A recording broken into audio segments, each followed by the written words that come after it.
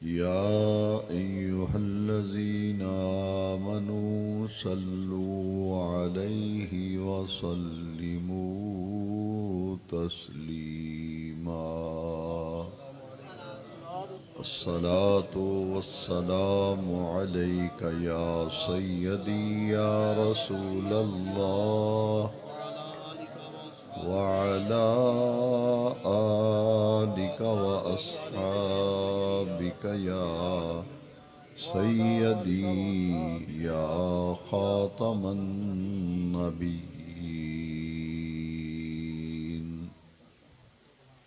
معزز و محترم سامعین و حاضرین کرام، آج کی یہ بابرکت اور نورانی محفل پاک ایک ایسے موقع پر منعقد کی گئی ہے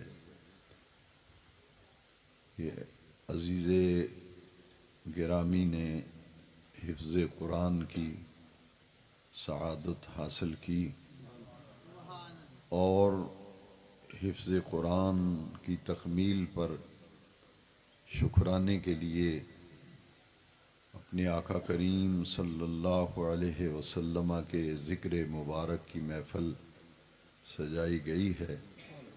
میری دعا ہے کہ اللہ تبارک و تعالی بانیان محفل کی محبت اور عقیدت اپنی بارگاہ میں قبول فرمائے، اور جس عزیز نے قرآن مجید حفظ کرنے کی نعمت اور سعادت حاصل کی ہے، اللہ تبارک و تعالی اس لا ریب کتاب کی برکتوں سے پورے گھرانے کو اللہ تعالی فیض یاب فرمائے۔ عزیزم محمد حامد رضا اس اعتبار سے خوش نصیب ہیں کہ اللہ کریم نے اس نعمت سے نوازا ہے جس شخص کے پاس حفظ قرآن کی دولت اور نعمت ہو، وہ اپنے خاندان کے 10 ایسے افراد جس کی شفاعت کا اسے حق دیا جائے گا، وہ اپنے خاندان کے 10 افراد کی اللہ کی بارگاہ میں شفاعت کرے گا، اور پھر والدین کو جنت میں نور کے تختوں پر بٹھایا جائے گا اور ان کے سروں پر نور کے تاج سجائے جائیں گے۔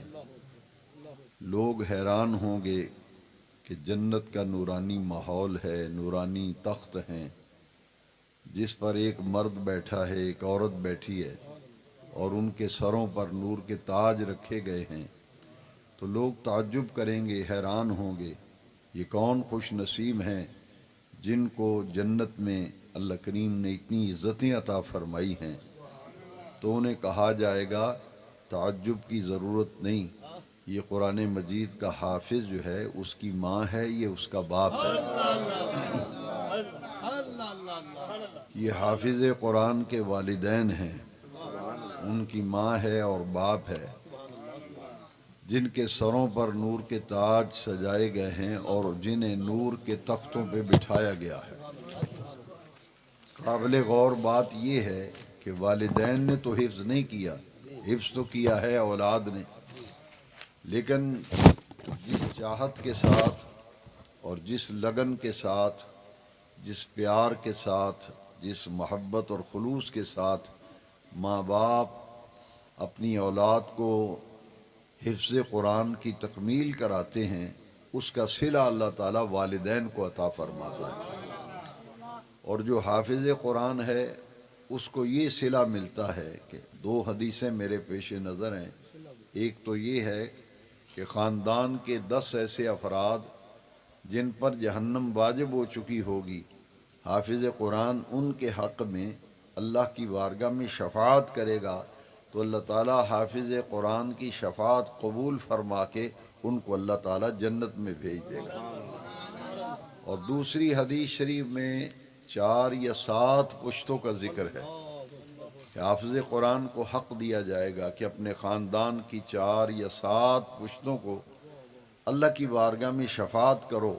وہ جب شفاعت کرے گا تو تو اس کی شفاعت قبول کر کے اللہ تعالیٰ ان کی مغفرت و بخشش فرما دے گا۔ اسی لیے یہ قرآن مجید کا اعجاز ہے۔ دو معجزے اللہ تعالیٰ نے میرے نبی کریم علیہ السلام کو ایسے عطا فرمائے ہیں جو 1.25 نبیوں میں 313 یا 315 رسولوں میں کسی کو اللہ تعالیٰ نے وہ دو معجزے عطا نہیں فرمائے جو میرے آقا کریم کو عطا فرمائے۔ ان معجزوں میں سے سب سے اونچے درجے کا معجزہ قرآن مجید ہے۔ دنیا میں کسی کتاب کا کوئی حافظ نظر نہیں آئے گا۔ 4 مشہور آسمانی کتابیں ہیں نا، حضرت داؤد علیہ السلام پر زبور اتری، حضرت موسیٰ کلیم اللہ پر تورات نازل کی گئی، حضرت عیسیٰ علیہ السلام پر انجیل نازل ہوئی۔ نہ کوئی تورات کا حافظ ہے، نہ کوئی زبور کا حافظ ہے، نہ کوئی انجیل کا حافظ ہے۔ حافظ اگر کوئی ملے گا تو آپ کو قرآن مجید کے حافظ ملے گا۔ یہ معجزہ ہے قرآن مجید کا، اور دنیا کی کسی کتاب کا کوئی حافظ دنیا میں موجود نہیں۔ یہ واحد کتاب ہے جو آسمانی کتاب ہے، کلام الہی ہے، منزل من اللہ ہے۔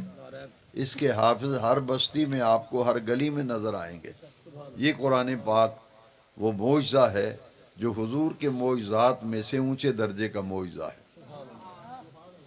اور پھر یہ ایسی عظیم کتاب ہے کہ جب حافظ قرآن جنت میں جائے گا تو حافظ قرآن کو حکم ہوگا کہ یہ جنت کے جو درجات ہیں نا، جیسے نیچے والی منزل سے اوپر والی منزل پہ جانا ہو تو آدمی سیڑھی اختیار کرتا ہے، سیڑھی کے راستے اوپر جاتا ہے۔ تو جنت کے درجات ہیں، جنت کی منزلیں ہیں۔ حافظ قرآن سے کہا جائے گا کہ قرآن مجید کی منزل کا آغاز کرو، منزل شروع کر دو، اور یہ جنت کی سیڑھیاں اور درجات چڑھتے جاؤ۔ جہاں تمہاری قرآن مجید کی منزل ختم ہوگی وہی جنت میں تیرے ٹھہرنے کی جگہ ہوگی۔ حافظ قرآن جب جنت میں جائے گا تو نیچے سے اوپر والے درجے کی طرف جانے لگے گا، قرآن مجید کی تلاوت شروع کرے گا، اور تلاوت جب شروع کرے گا وہ تلاوت کرتا جائے گا، قرآن پڑھتا جائے گا، جنت کے درجات طے کرتا جائے گا، اور جہاں اس کی منزل ختم ہوگی، اس قرآن مجید کی آخری سورہ جب مکمل ہوگی تو جس مقام پر وہ منزل ختم ہوگی جنت میں اس کے ٹھہرنے کا وہی محل ہوگا۔ لیکن حدیث شریف بہت پیاری ہے کہ جنت میں جب جائے گا تو قرآن شریف پڑھنا شروع کرے گا تو کیسے پڑھے گا؟ جیسے تراویح میں پڑھتے ہیں کہ یعلمون اور تعلمون کے سوا کچھ سمجھ نہ آئے، ایسے نہیں۔ حدیث شریف ہے، وہ اسے کہا جائے گا کہ تیز تیز جیسے تراویح میں لوگ پڑھتے تھے اس طرح نہیں پڑھنا کہ پڑھنے والے کو، سننے والے کو سمجھ ہی نہ آئے کیا پڑھا جا رہا ہے۔ حدیث شریف کے لفظ ہیں، اسے کہا جائے گا منزل شروع کر، ورتل کما ترتل فی الدنیا،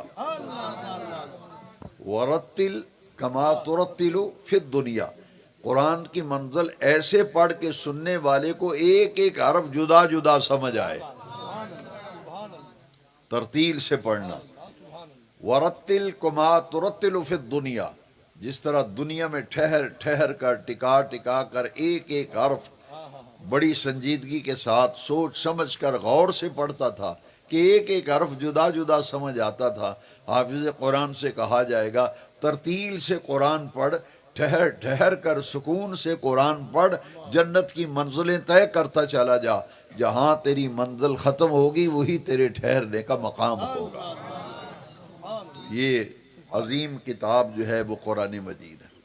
اور پھر آج دنیا قرآن مجید کے حافظ کو اہمیت دے یا نہ دے، لیکن جب قیامت کا دن ہوگا تو آنکھیں کھلی رہ جائیں گی کہ اتنی برکتیں ہیں قرآن مجید کے حفظ کرنے کی کہ ماں باپ کو آج دنیا میں تو عزت ملی ہی تھی، لیکن آج میدان معاشر میں دنیا دیکھ لے گی کہ جنت میں جو درجات حافظ قرآن کو دیے گئے ہیں تو ان کے ماں باپ کو بھی اس کا صلہ دیا گیا، اس کا صلہ دیا گیا۔ اور یہ ایسی کتاب ہے جو رحمت بھی ہے اور شفا بھی ہے۔ کوئی حافظ کسی کتاب کا نہیں، لیکن قرآن مجید کے حافظ آپ کو ملیں گے۔ اسی لیے اس کتاب کو یہ اہمیت حاصل ہے، ذالک الکتاب لا ریب فیہ۔ قرآن مجید وہ بلند مرتبہ کتاب ہے جس میں شک و شبہ کی کوئی گنجائش نہیں۔ اور ھدی للمتقین، یہ متقین کے لیے ہدایت ہے۔ قرآن کتاب ہدایت بھی ہے، اور قرآن کتاب شفا بھی ہے، قرآن کتاب رحمت بھی ہے۔ دیکھیے قرآن مجید میں فرمایا وَنُنَزِّلُ مِنَ الْقُرْآنِ مَا هُوَ شِفَاءٌ وَرَحْمَةٌ لِّلْمُؤْمِنِينَ، یہ قرآن ایمان والوں کے لیے شفا ہے، اور قرآن ایمان والوں کے لیے رحمت ہے۔ قرآن ایمان والوں کے لیے شفا بھی ہے، قرآن ایمان والوں کے لیے رحمت بھی ہے۔ اور یہ شفا ہے قرآن مجید، جیسا کہ ایک صحابہ کرام کی جماعت ایک سفر پہ گئی تھی، تو واپسی پر ایک بستی میں رات ٹھہرے، تو اس گاؤں کا جو چودھری تھا اسے بچھو نے کاٹ لیا تھا۔ تو لوگوں نے دیکھا کہ یہ ایک جماعت ٹھہری ہوئی ہے، اور ان کے بڑے مقدس چہرے ہیں، اور ان کے چہرے اور ان کا اٹھنا بیٹھنا بتاتا ہے کہ یہ اللہ کے کوئی مقرب لوگ ہیں، کوئی نیک لوگ ہیں، صالح لوگ ہیں۔ انہوں نے کہا کہ ہمارے گاؤں کے چودھری کو بچھو نے کاٹا ہے، آپ اسے کو دم شم کر دیں، شاید آرام ہو جائے۔ تو صحابہ کرام گئے اور انہوں نے انہیں دم کیا، اور دم کرنے سے پہلے انہوں نے کہا کہ ہم دم تب کریں گے جب ہم بکریاں لیں گے، اتنی بکریاں لیں گے تو ہم پھر دم کریں گے۔ بکریاں لیں اور انہیں دم کیا، تو وہ جو چودھری صاحب کو بچھو نے کاٹا تھا اس سے اللہ نے شفا یابی دی۔ جب بکریاں وصول کر لیں تو صحابہ کرام میں آپس میں بحث شروع ہوئی کہ یہ جو بکریاں لی ہیں دم کرنے کے بدلے میں، یہ ہمارے لیے جائز ہیں یا نہیں جائز؟ تو صحابہ کرام نے کہا کہ حضور سے پوچھیں گے کہ دم کی بکریاں لینا جائز ہے یا نہیں۔ جب واپس تشریف لائے صحابہ تو حضور سے عرض کیا کہ سفر میں ایک واقعہ پیش آیا ہے، ہم نے اسے دم کیا لیکن مشروط دم کیا کہ ہم دم کرنے کا جو ہے وہ ہدیہ لیں گے اور نذرانہ لیں گے، وہ لیں گے اتنی بکریاں۔ تو حضور ہمارے درمیان اب اس میں بحث ہے کہ پتہ نہیں یہ ہمارے لیے جائز ہیں یا جائز نہیں۔ حضور نے فرمایا یہ بالکل جائز ہیں، اور فرمایا اس میں میرا بھی حصہ رکھو۔ یہ حضور نے جو اپنا حصہ رکھا نا، یہ کیوں رکھا؟ یہ بات سمجھنے والی ہے، دنیا کی غرض سے نہیں، تاکہ صحابہ کو اس کے حلال ہونے میں کوئی شک نہ رہے کہ جس میں نبی کریم علیہ السلام اپنا حصہ رکھ رہے ہیں اس کے حلال ہونے میں کوئی شک نہیں۔ اس لیے حضور نے فرمایا اس میں میرا بھی حصہ رکھو۔ اب جو بات سمجھنے والی ہے نا اس واقعے میں وہ یہ ہے، حضور نے پھر پوچھا کہ تم مجھے بتاؤ تم نے کیا پڑھ کے دم کیا تھا؟ صحابہ کرام سے پوچھا کیا پڑھ کے دم کیا تھا؟ تو صحابہ نے عرض کیا حضور ہم نے سورہ فاتحہ شریف پڑھ کر دم کیا تھا، سورہ فاتحہ شریف پڑھ کے دم کیا تھا۔ چونکہ اس سورت کا نام سورہ شفا ہے، سورہ فاتحہ کا نام سورہ فاتحہ بھی ہے، فاتحۃ الکتاب بھی ہے، اس کا نام سورہ شفا بھی ہے۔ تو یہ قرآن مجید کی ایک سورہ جو ہے اس کے اندر اتنی شفا ہے کہ بچھو کے کاٹا ہو تو اس کے دم کرنے سے شفا مل جاتی ہے، تو پورے قرآن میں پھر اللہ نے کتنی شفا رکھی ہے۔ اس لیے نعرہ رسالت، نعرہ تحقیق، نعرہ حیدری، اسی لیے شان قرآن۔ قرآن پاک نے خود فرمایا وَنُنَزِّلُ مِنَ الْقُرْآنِ مَا هُوَ شِفَاءٌ وَرَحْمَةٌ لِّلْمُؤْمِنِينَ وَلَا يَزِيدُ الظَّالِمِينَ إِلَّا خَسَارًا۔ عجیب بات ہے، قرآن مجید ایک ہے، اس کی تاثیریں دو ہیں، تاثیریں دو ہیں۔ فرمایا کہ قرآن شفا بھی ہے، قرآن رحمت بھی ہے، کن کے لیے؟ للمومنین، ایمان والوں کے لیے قرآن شفا بھی ہے، رحمت بھی ہے۔ اور پھر آگے اسی آیت کا اگلا حصہ ہے وَلَا يَزِيدُ الظَّالِمِينَ إِلَّا خَسَارًا، ظالم جب قرآن پڑھے گا تو اسے خسارے کے سوا کچھ نہیں ملے گا۔ قرآن ایک ہے، اس کی دو جہتیں ہیں، اور جو تاثیریں ہیں وہ دو جہتیں اور دو تاثیریں کیا ہیں کہ ایمان والوں کو تو قرآن سے شفا مل رہی ہے، ایمان والوں کو قرآن سے رحمت مل رہی، اور ظالم لوگ جو ہیں وہ قرآن سے سوائے خسارے کے انہیں کچھ نہیں حاصل ہوتا۔ اس لیے قرآن سے فائدہ اٹھانے کے لیے اور قرآن کی شفا کے لیے اور قرآن کی رحمت لینے کے لیے ایمان ضروری ہے، ایمان ضروری ہے۔ للمومنین وَنُنَزِّلُ مِنَ الْقُرْآنِ مَا هُوَ شِفَاءٌ وَرَحْمَةٌ لِّلْمُؤْمِنِينَ، یہ رحمت اور شفا ہے مگر صرف ایمان والوں کے لیے۔ لہذا ایمان کس کا نام ہے؟ الا لا ایمان لمن لا محبت لا، ایمان جو ہے وہ مدینے والے آقا کی محبت کا نام ہے۔ جو حضور کی محبت رکھ کے قرآن پڑھتا ہے، قرآن اس کے لیے شفا ہے، قرآن اس کے لیے رحمت ہے، اور جو حضور سے بغض رکھ کے قرآن پڑھے گا، حضور سے عداوت رکھ کے قرآن پڑھے گا، تو اس کو قرآن سے خسارے کے سوا کچھ نہیں ملے گا۔ وَلَا يَزِيدُ الظَّالِمِينَ إِلَّا خَسَارًا۔ اور اس میں ایک حدیث بھی تائید کرتی ہے، قرآن ایک ہے، تاثیریں دو ہیں۔ حضور کی حدیث ہے رب قارئ للقرآن والقرآن یلعنہ، حضور فرماتے ہیں بہت سے قرآن پڑھنے والے ایسے ہیں، وہ قرآن پڑھتے جاتے ہیں، قرآن ان پہ لعنت کرتا ہے۔ یہ جو ہم آپس میں بیٹھ کے باتیں کرتے ہیں، نہیں جی سب بھی قرآن پڑھتے ہیں، سبھی قرآن پڑھتے ہیں، کسی کو برا نہ کہو، لیکن حضور فرماتے ہیں ایک قرآن پڑھنے والا وہ ہے جو قرآن پڑھتا جاتا ہے، اسے رحمتیں مل رہی ہیں۔ ایک قرآن پڑھنے والا وہ ہے جو رحمتیں بھی مل رہی ہیں، شفا بھی مل رہی ہے، اور ایک وہ ہے جو قرآن پڑھ رہا ہے اور قرآن اس پہ لعنتیں برسا رہا ہے۔ رب قارئ للقرآن والقرآن یلعنہ، اس پہ قرآن لعنت کرتا ہے، پڑھ وہ بھی قرآن رہا ہے، پڑھ یہ بھی قرآن رہا ہے۔ پتہ یہ چلا جو قرآن پڑھ کر مصطفیٰ کی شان بیان کرے، قرآن اس کے لیے رحمت بن جاتا ہے، قرآن اس کے لیے شفا بن جاتا ہے، اور جو قرآن پڑھ کر مصطفیٰ کریم کی توہین کرے، قرآن اس پہ لعنت بھیجتا ہے۔ قرآن تو حضور کی شان کو اجاگر کرنے کے لیے آیا ہے۔ تو یہ قرآن مجید کا اعجاز ہے، دنیا میں کوئی کتاب اس اصلی حالت کے اندر محفوظ نہیں۔ تورات کلام الہی ہے، لیکن جس حالت میں نازل ہوئی پوری دنیا میں موجود نہیں۔ تورات میں تبدیلی کر دی گئی، زبور نازل کی گئی، زبور بھی بدل دی گئی، انجیل کے اندر تبدیلی کر دی گئی۔ اب کتنے فرقے ہیں مسلمانوں میں، لیکن قرآن سب کے پاس ایک ہی ہے، قرآن سب کے پاس ایک ہی ہے۔ یہ قرآن مجید کا اعجاز ہے۔ تورات اس وقت مارکیٹ میں آپ کوئی آدمی انجیل خریدنے جائے نا، دکاندار سے کہے گا میں نے انجیل لینی ہے، تو وہ کہے گا یار انجیلیں 4 ہیں، تو نے کون سی لینی ہے؟ ایک لوکا کی انجیل، ایک متی کی انجیل، ایک یوحنا کی انجیل، ایک انجیل برنباس، 4 انجیلیں ہیں تو کون سی لیں گے؟ اناجیل انہیں کہتے ہیں۔ تو بھئی 4 انجیلیں تو مارکیٹ میں موجود ہیں۔ یہ لوکا کی انجیل، یہ جو 4 نام ہیں نا، لوکا، متی، یوحنا اور برنباس، یہ حضرت عیسیٰ علیہ السلام کے حواریوں کے نام ہیں۔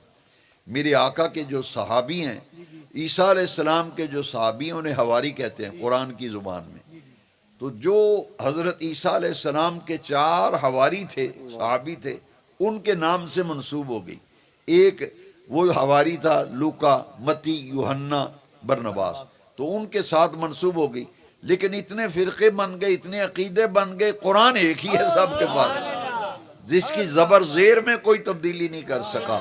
تو یہ قرآن مجید کے برحق ہونے، کلام الہی ہونے، منزل من اللہ ہونے کی سب سے بڑی دلیل ہے، اور یہ قرآن کا اعجاز ہے کہ اتنے مسالک ہیں لیکن قرآن سب کے پاس ایک ہی ہے۔ کیوں؟ کسی آسمانی کتاب کی حفاظت کا ذمہ رب نے نہیں لیا، لیکن قرآن کی حفاظت کی ذمہ اللہ نے لیا ہے۔ جتنی آسمانی کتابیں نازل ہوئیں تبدیل کر دی گئیں، ان میں ہر بندے نے اپنی مرضی سے لفظ بدل دیے۔ قرآن میں کوئی نہیں بدل سکا، نہ کوئی بدل سکے گا۔ کیوں؟ بے نیاز رب نے فرمایا اِنَّا نَحْنُ نَزَّلْنَا الذِّکْرَ وَإِنَّا لَهُ لَحَافِظُونَ، ہم نے اس ذکر کو یعنی قرآن مجید کو نازل کیا ہے، ہم خود ہی اس قرآن مجید کی حفاظت کریں گے۔ تو قرآن مجید کی حفاظت کا ذمہ اللہ نے لیا ہے۔ تو خوش نصیب ہیں وہ لوگ جن کو حفظ قرآن کی نعمت ملتی ہے۔ ابھی مہینہ اگلا آ رہا ہے نا رمضان شریف کا. رمضان شریف میں جب حافظ تراویحوں میں قرآن شریف کی منزل سناتا ہے نا، پیچھے جو سامع کھڑا ہوتا ہے وہ واہ یا کی کسی بھی غلطی کو جانے نہیں دیتا، زیر زبر پیش کی غلطی کو نہیں جانے دیتا. ایک غلطی ہوتی ہے، حافظ پیچھے سے فوراً بولتا ہے. حفاظت کا ذمہ رب نے اٹھایا ہے، لیکن اس کی حفاظت کے لیے اللہ کریم نے اپنے محبوب کے غلاموں کو چن لیا ہے. ان کے سینوں میں قرآن محفوظ ہو گیا، وہ حافظ قرآن بن گئے. لہذا قرآن شریف پڑھتے ہوئے کو زیر زبر کی بھی غلطی کرتا ہے تو پیچھے کڑا حافظ پکڑ لیتا، وہ جانے نہیں دیتا. یہ ہے قرآن مجید کا اعجاز. تو کتنے خوش نصیب ہیں وہ لوگ جن کے بچوں کو اللہ کریم نے یہ نعمت عطا فرمائی. اور عزیز محمد حامد رضا قادری خوش نصیب ہیں کہ اللہ کریم نے انہیں اس نعمت سے نوازا ہے. دعا یہ کرنی چاہیے اللہ تبارک و تعالی حفظ قرآن کی قدر و منزلت کرنے اور پہچاننے کی ہمیں توفیق عطا فرمائے. اور یہ مہینہ جو گزرا ہے وہ ہے رجب شریف کا، یہ مہینہ ہے شعبان کا، اس کے بعد جو مہینہ آئے گا وہ ہے رمضان شریف کا.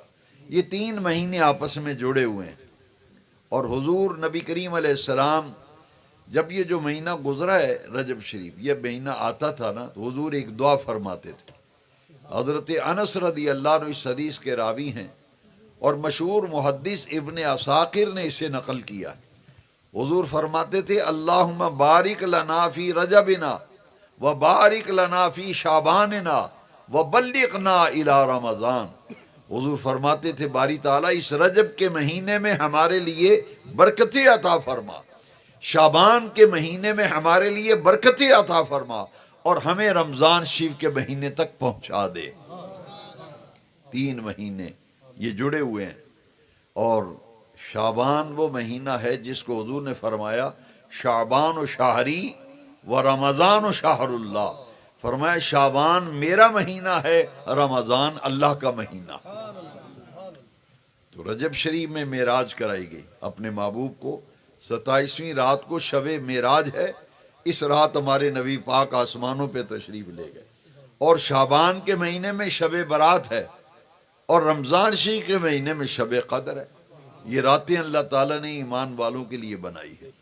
شب برات وہ رات ہے جس رات بندوں کے اعمال نامے اللہ کی بارگاہ میں پیش ہوتے ہیں، اور اگلے سال شب برات تک جس کسی کو جو روزی ملنی ہے وہ اس رات اس کا فیصلہ ہو جاتا ہے.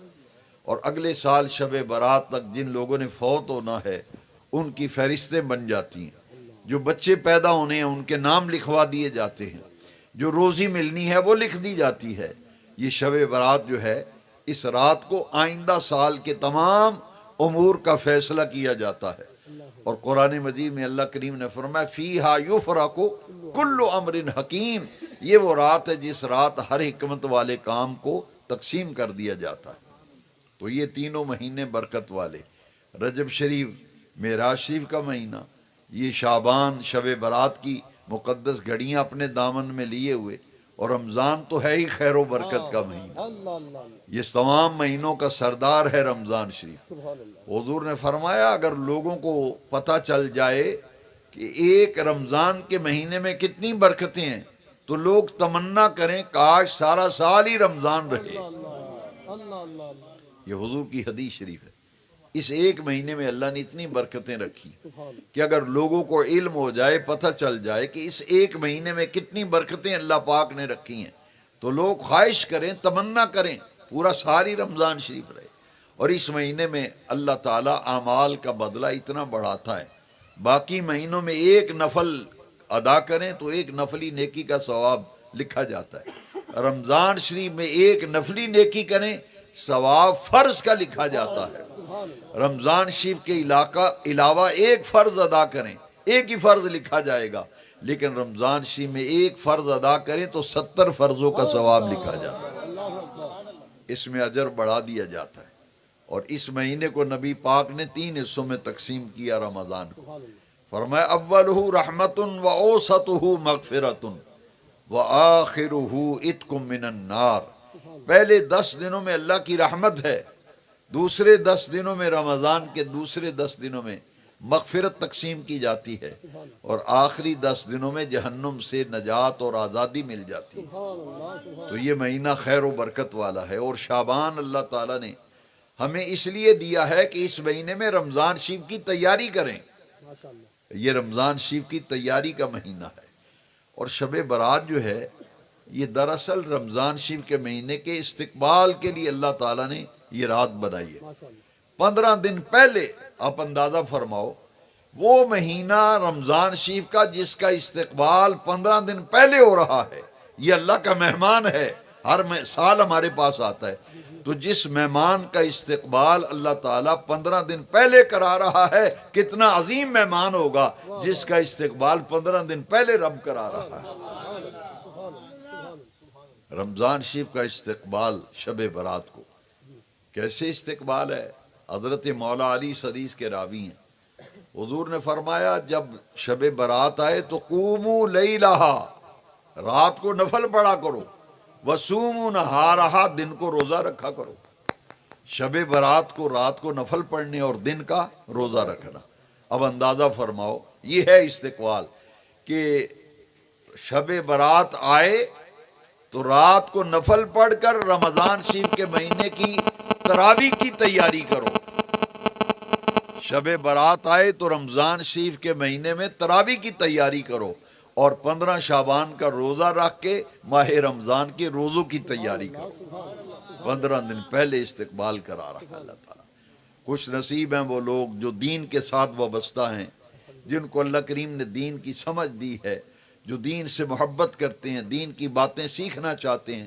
اللہ تعالیٰ ان تمام حضرات کو اس مہینے کی برکتوں سے مالا مال فرمائے، اور حفظ قرآن کی جو نعمت اس گھر میں آئی ہے، اللہ اس کی برکتیں تمام اہل خانہ کو عطا فرمائے۔ اور آپ اس تقریب میں جس محبت سے آئے ہیں، اللہ تعالیٰ قرآن مجید کی برکت سے سب کی جائز دلی مرادیں پوری فرمائے۔ وآخر دعوانا الحمدللہ۔ أعوذ بالله